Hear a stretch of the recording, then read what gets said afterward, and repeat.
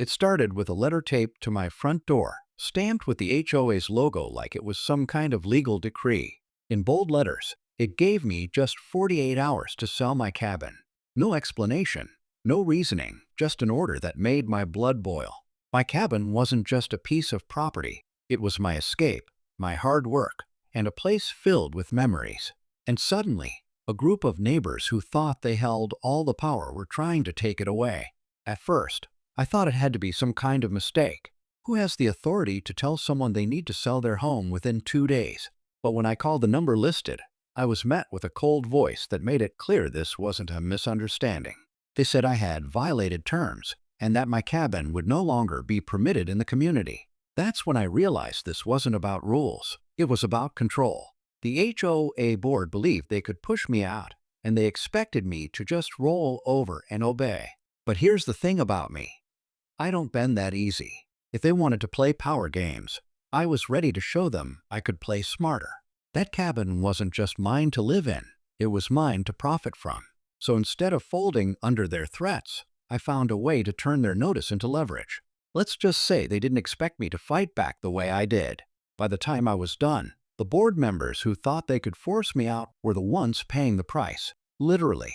And it all started the moment I decided to triple their rent. The funny thing is, my cabin was never meant to be a big deal in the first place. It sat on the edge of the community, tucked away behind tall pines, with a gravel driveway most people didn't even notice. I bought it years ago as a weekend getaway, a place where I could fish, read, and breathe without hearing traffic or constant noise. Over time, I fixed it up piece by piece. New roof, updated plumbing, even a stone fireplace I built with my own hands. It wasn't fancy, but it was mine, and it was solid. That's exactly why the HOA had their eyes on it. They had been trying to upgrade the community for years, pushing for vacation rentals and higher property values. My cabin, with its rustic charm, didn't fit the glossy picture they were trying to paint. To them, it was a target. To me, it was home.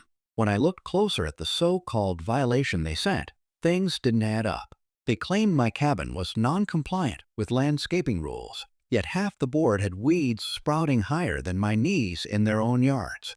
They pointed at a supposed issue with my roof color, even though 3 houses down had the same shade. It was selective enforcement at its finest, and it reeked of personal motives. That's when I started digging deeper. I learned the HOA was quietly renting out community-owned property and pocketing extra income. They were making money while trying to push me into a corner. That's when the idea clicked. If they wanted to treat my cabin like a business problem, I'd give them a business solution. They wanted power, but I had something they didn't. Leverage they couldn't ignore. And I was just getting started. The real conflict began once I decided not to play by their script. The HOA expected me to panic, throw up my hands, and put the cabin on the market. Instead, I leaned into the very thing they overlooked, the rental agreements they'd signed with me years ago. Back then, the board had begged me to let them use the cabin for seasonal housing and short-term retreats. It was their quiet little arrangement, one they never thought I'd turn against them. That paperwork became my shield. And suddenly, their notice didn't look so threatening. Word spread fast that I wasn't backing down. And that's when the tension in the neighborhood really started to show. Some neighbors quietly cheered me on, telling me they were tired of the board's heavy hand but too afraid to speak up. Others crossed the street when they saw me, clearly siding with the HOA. It was like a line had been drawn, and my cabin was now at the center of it. Behind closed doors, I knew the board was scrambling. They had counted on me being easy to push out.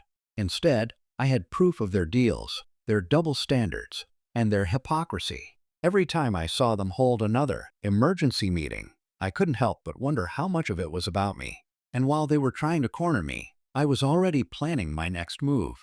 What made things even messier was that the board members weren't united themselves.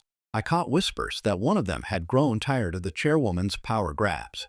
That meant cracks were starting to show, and cracks are where the truth slips through. I didn't know exactly how far they'd go to force me out, but I knew one thing.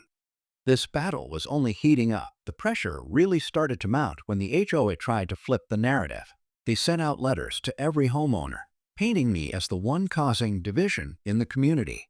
According to them, I was the stubborn holdout refusing to cooperate for the greater good.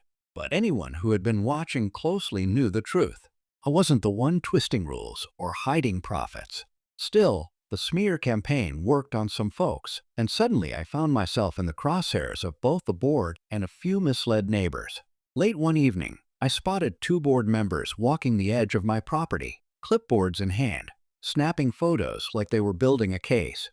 It wasn't about grass height or paint color anymore. They were desperate to find anything that could stick. That's when I realized how far they were willing to go.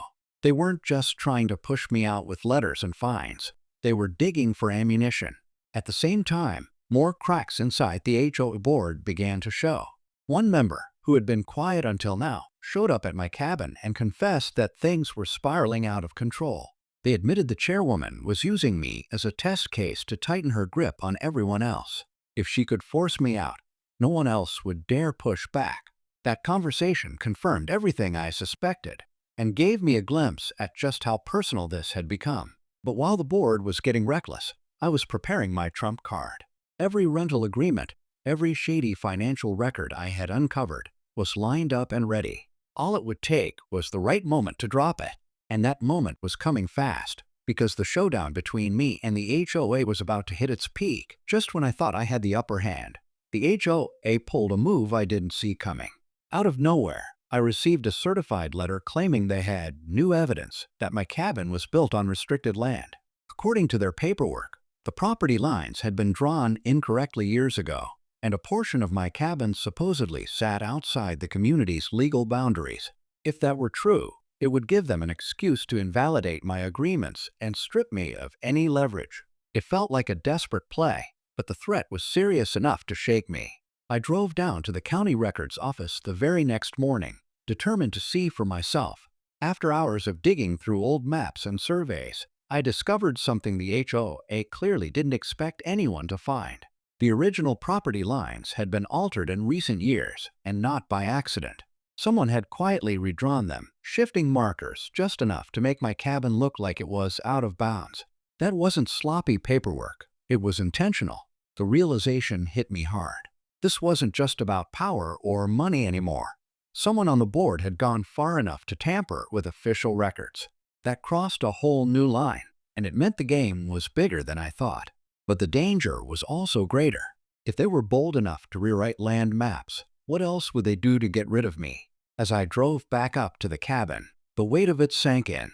The HOA wasn't just trying to bully me. They were willing to bend the law itself.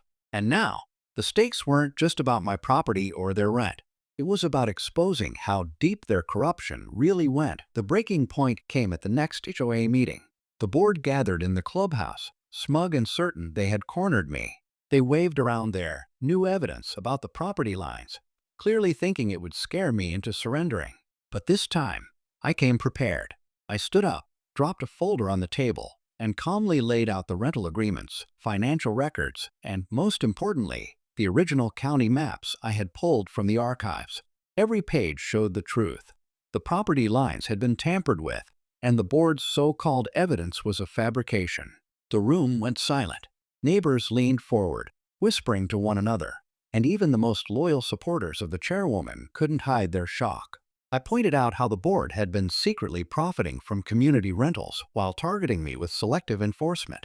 The hypocrisy was undeniable, and the chairwoman's face turned pale as she realized the walls were closing in. But just when I thought the victory was sealed, the twist came. The board member who had quietly fed me information stood up and revealed they had been recording meetings for months.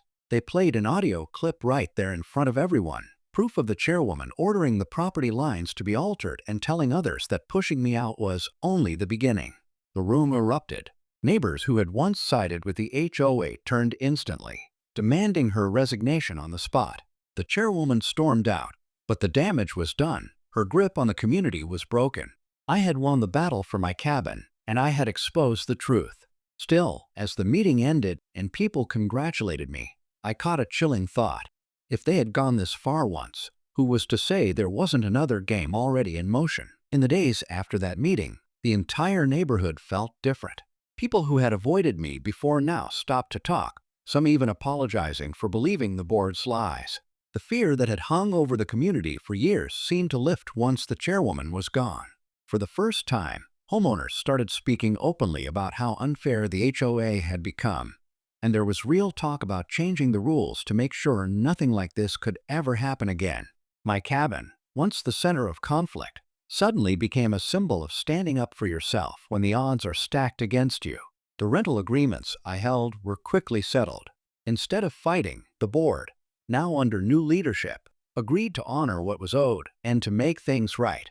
I didn't triple their rent to get rich. I did it to remind them that control works both ways.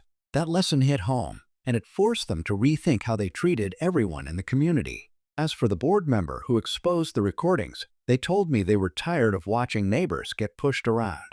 Their courage helped turn the tide, and it proved that even inside a broken system, there are people willing to do the right thing.